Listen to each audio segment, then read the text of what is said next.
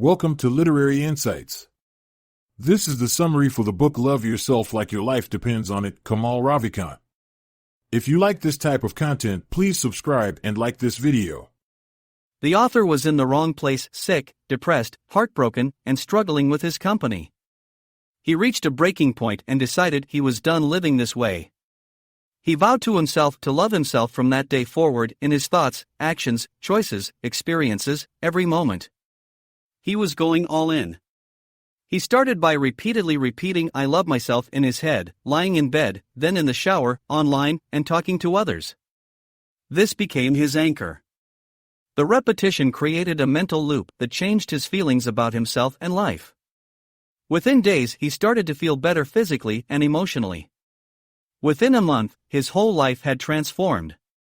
Loving yourself needs to be a daily practice, like going to the gym. You have to work at it continuously. The key is to love yourself with the same intensity you would use to pull yourself up if you were hanging off a cliff. As if your life depends on it. Though simple, repeating "I love myself" and keeping that thought in your mind can be transformative. It was for the author, and can be for readers as well. Here is a summary of the text. The author went through a difficult time but started repeating the phrase "I love myself" and his life improved unexpectedly. Things that seemed out of reach before started happening as if by magic.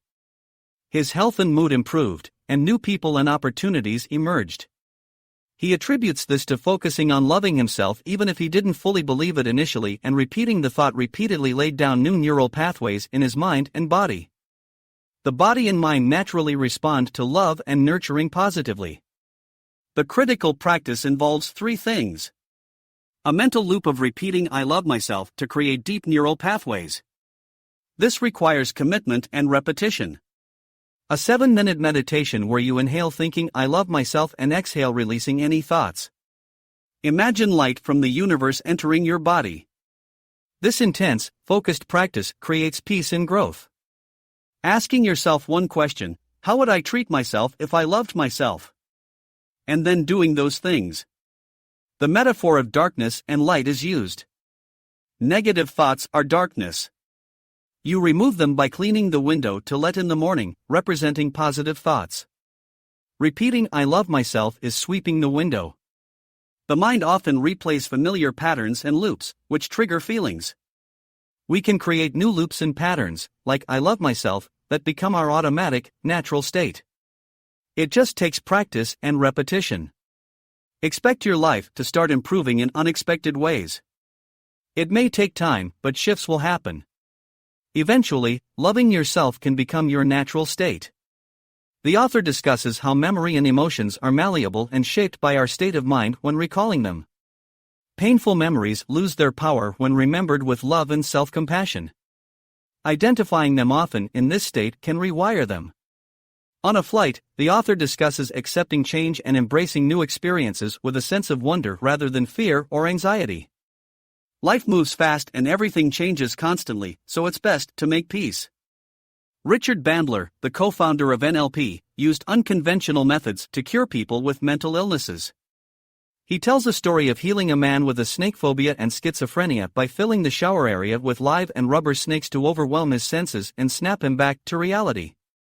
His methods demonstrate how intense experiences that jar us out of our usual patterns can shift our perceptions and beliefs. The overall theme is about our power to reshape our thoughts, beliefs, emotions, and experiences by changing our state of mind and perceptions. Love, wonder, and unconventional or intense experiences are tools we can use to break out of habitual loops and see ourselves and the world differently. Resistance to change and fear stem from attachment to the familiar, so cultivating an open and curious mindset helps overcome this. The key takeaway is that we have more control and flexibility over our inner lives than we often realize.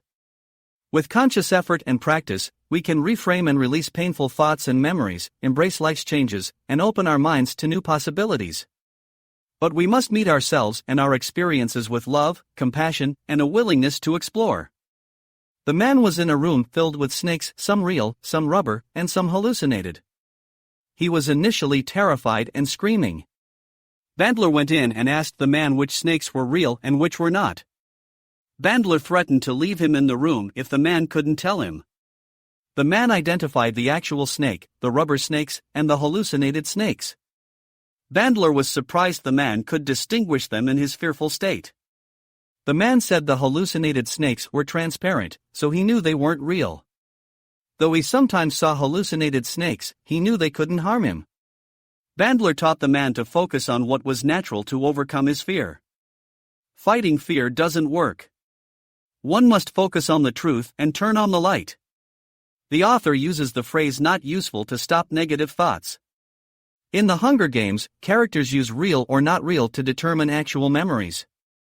Fear serves a purpose, but often hijacks the mind. Tools like light switches, distinguishing real from hallucination, and recognizing fear as useless can help overcome it. The author aims to apply this when fear of others' opinions arises in writing. The author has been coasting and become lazy in practices that previously helped him. To love himself again, he must recommit to those practices. When life is going well, vigilance is still needed. Though fearful of how good life could become, he knows he must fly higher. We don't know if we are our thoughts, the observer of ideas, or something else. The mind often loops unhelpful thoughts.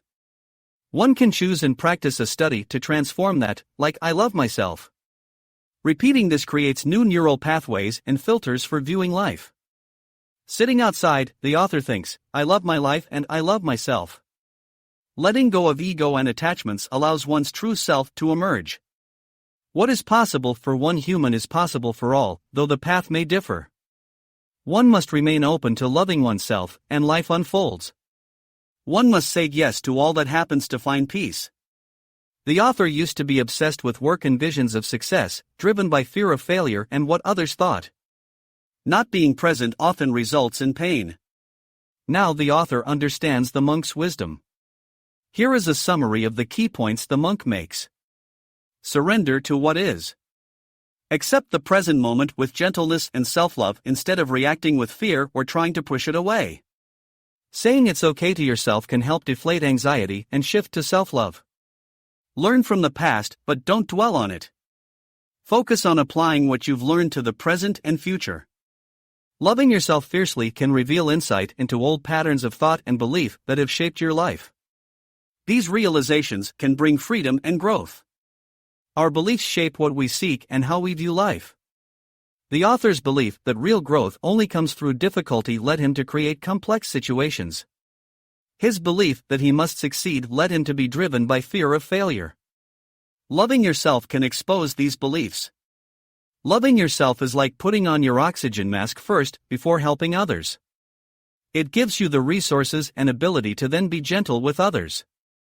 You can choose how you want to respond rather than just reacting.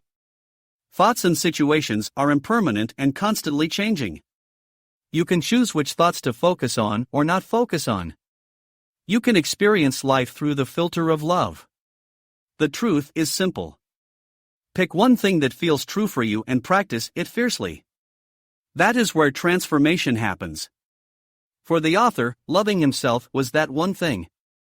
Share what you learn with others. This helps you grow and helps others succeed, creating a cycle of learning and progress.